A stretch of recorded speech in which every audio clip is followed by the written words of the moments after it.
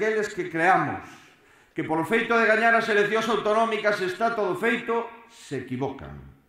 Aqueles que creamos que polo feito de facer unha boa campaña electoral, de ilusionar o electorado, de que o electorado nos dera a súa confianza, aqueles que pensen que todo está gañado, se equivocan. E senón, que lle pregunten ao Real Madrid e ao Alcorcón. Se equivocan, se equivocan. Amigos, vamos a seguir traballando. Vamos a seguir traballando coa humildade necesaria, coa responsabilidade imprescindible e, sobre todo, queridos amigos, co esforzo permanente de facer as cousas mellor.